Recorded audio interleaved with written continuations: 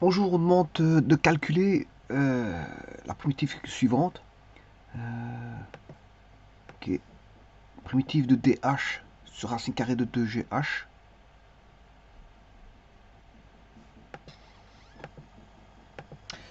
avec le dénominateur qui doit être différent de 0.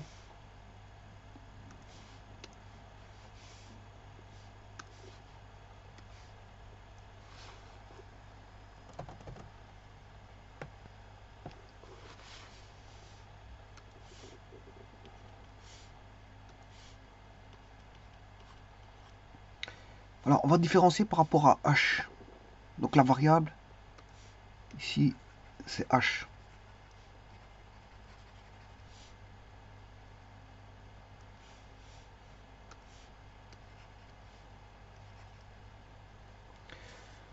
Voyons voir à quoi ressemble cette fonction sur GeoGebra.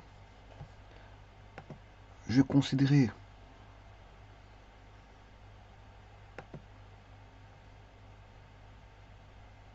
que g vaut 10 mètres par seconde carré.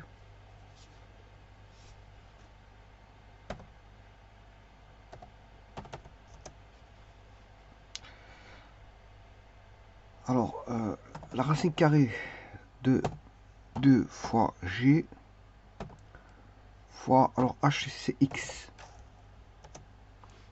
C'est une courbe comme ceci. Non, je m'excuse, j'ai oublié de prendre l'inverse. J'ai pas terminé. Je dois prendre l'inverse, la fonction inverse de ceci. 1 sur f. C'est plus la courbe en rouge que la courbe en vert.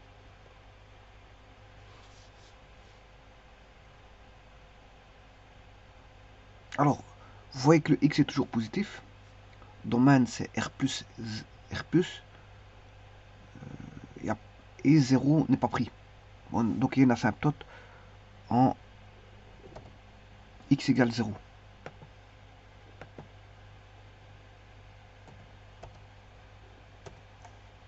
Bon, il y a une asymptote verticale, mais aussi une asymptote horizontale en y égale 0. Et ça, c'est la courbe. Donc elle est définie dans le premier cadran. Donc je peux remettre le premier cadran de la sorte.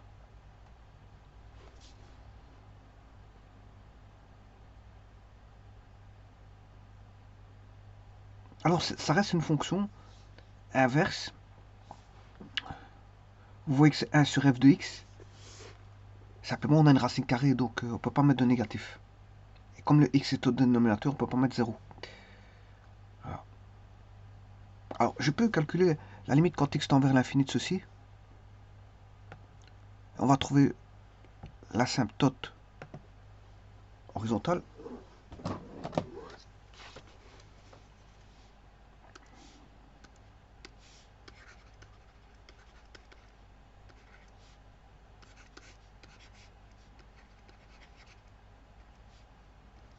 Alors je rappelle que ceci c'est une constante. Donc je peux calculer la limite à part.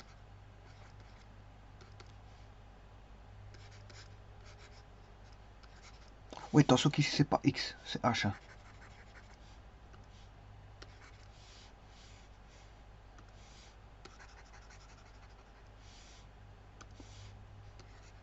Alors je rappelle que le domaine c'est R, R+, dont on va enlever le 0.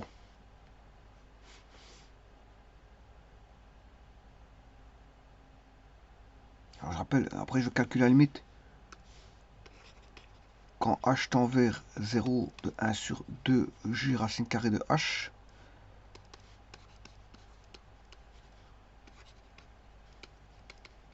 Bien sûr c'est 0 à droite. Hein.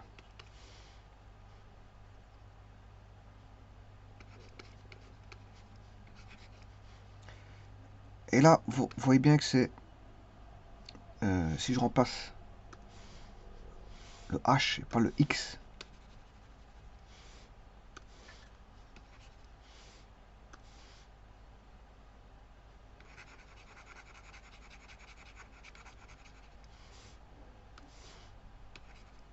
eh bien ça fait plus l'infini, parce qu'on a 1 sur 0.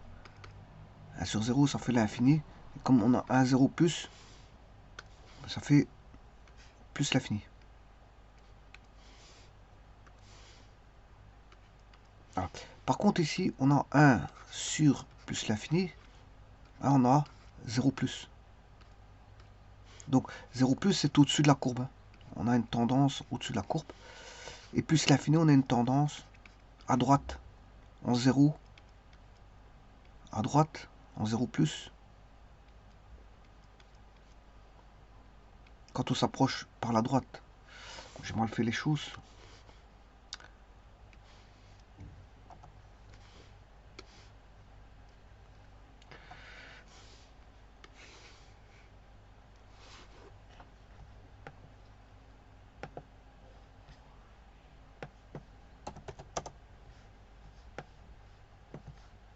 Là, on a l'axe X qui est l'axe X. Là, on a l'axe Y.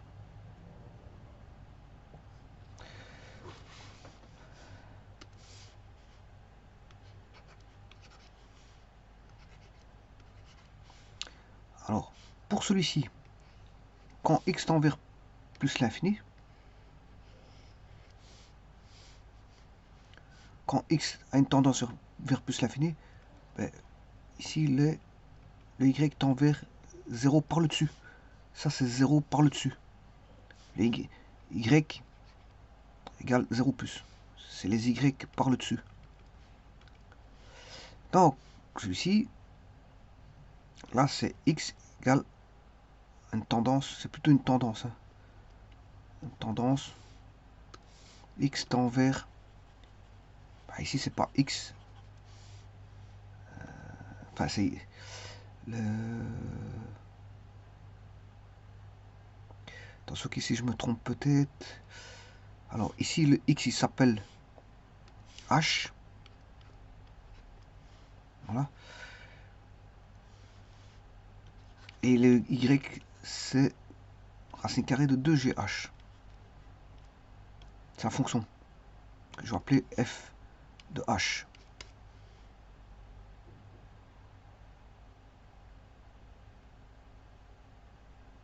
Alors ici, quand le H tend vers plus l'infini, le Y tend vers 0 plus.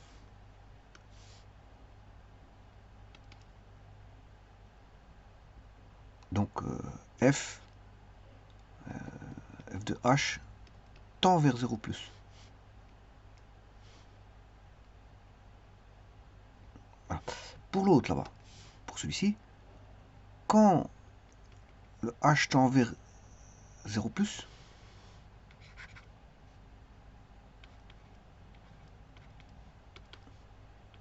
le f de H tend vers plus l'infini.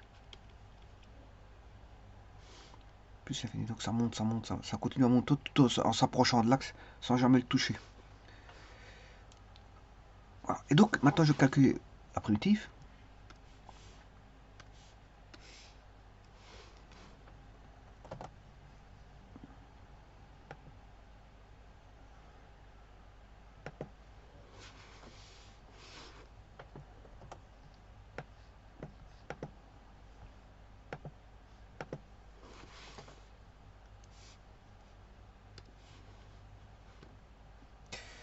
Pour ça, je vais sortir la constante qui est 1 sur racine de 2g primitive de dh sur racine carrée de h.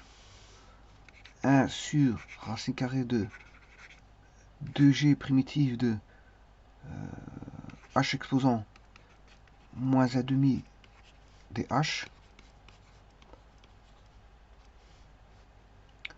Moins 1 demi plus 1, ça fait 1 demi sur 1 demi plus k égale 2 sur racine carrée de 2g racine carrée de h.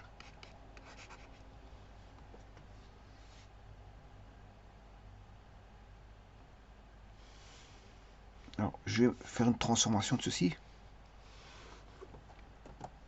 En rentrant le 2 dans la racine carrée de la constante.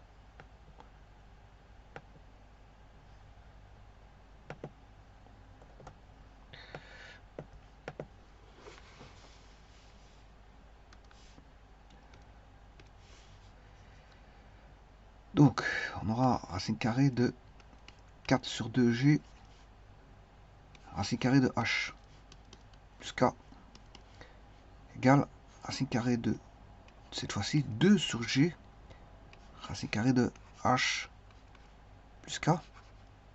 Si vous voulez tout rassembler, racine carrée de 2h sur g, plus k. Et donc ça, la primitive,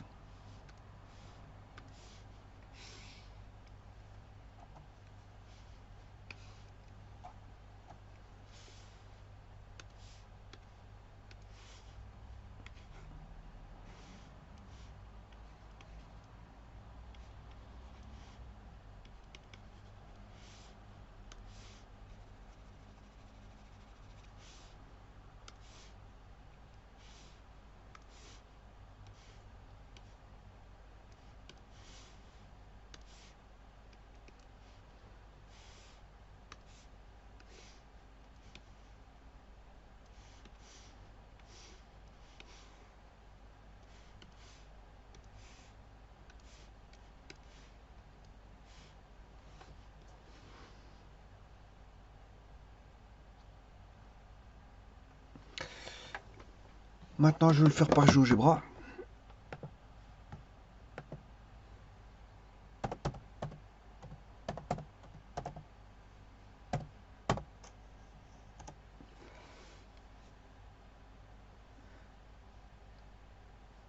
Voilà, bon, ici,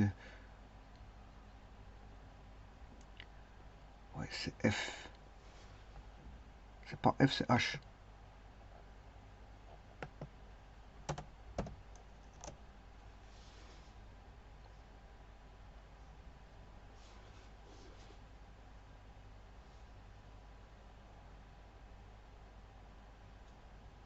Alors, pour trouver ça, GeoGebra il fait une transformation bizarre. Enfin bref, je peux le faire, c'est pas un problème. Donc, que fait GeoGebra? Le racine 2, il va le sortir. Voilà, il va rester racine de h sur g. Alors, ceci, c'est racine 2, racine 2. Là, on va mettre racine carrée de...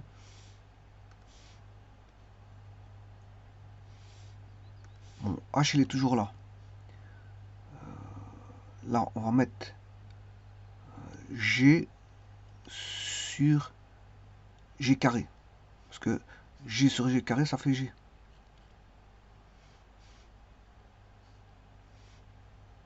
G sur g carré, ça fait g.